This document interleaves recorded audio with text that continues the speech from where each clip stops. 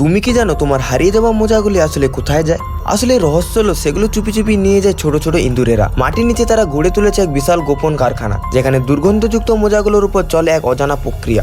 সংগ্রহ করা সব মোজা একসাথে স্তূপ করে রাখা হয়। তারপর শুরু হয় কঠোর পরীক্ষা ও বাছাই। প্রতিটি ইঁদুরের কাজ আলাদা, কে কোন দায়িত্বে তা একদম স্পষ্ট। শুধুমাত্র যেসব মোজাগুলো দুর্গন্ধ হয় সেগুলি পরে ধাপে যাওয়ার অনুমতি পায়। বাছাই করা মোজাগুলি কনভেয়ার বেল্টে তুলে পাঠানো হয় পরীক্ষাগারে। সেখানে ডক্টর ইন্দু তীব্র গন্ধে ভীষণ উচ্ছ্বাসিত হয়ে ওঠে।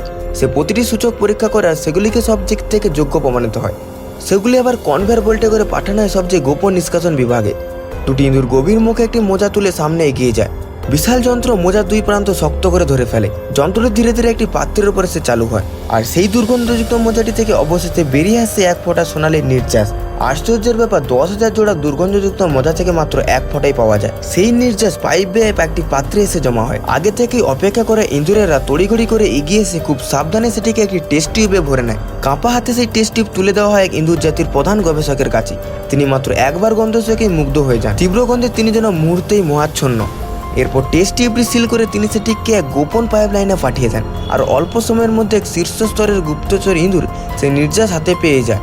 মুহূর্তের মধ্যেই চিজটির সঙ্গে এক অদ্ভুত রাসায়নিক প্রতিক্রিয়া শুরু হয়। তার স্বাদ ও গঠন পুরোপুরি বদলে যায়। পরদিন দোকানে ভিড় জমে আর চিজ কিনতে আসা ক্রেতাদের সবাই প্রশংসা করে এটি নাকি চিজের রাজা। তাই বলা যায় এই পৃথিবীতে আসলে কিছুই একেবারে অকেজো নয়, শুধু দরকার তার গুণটা খুঁজে বের করার চোখ।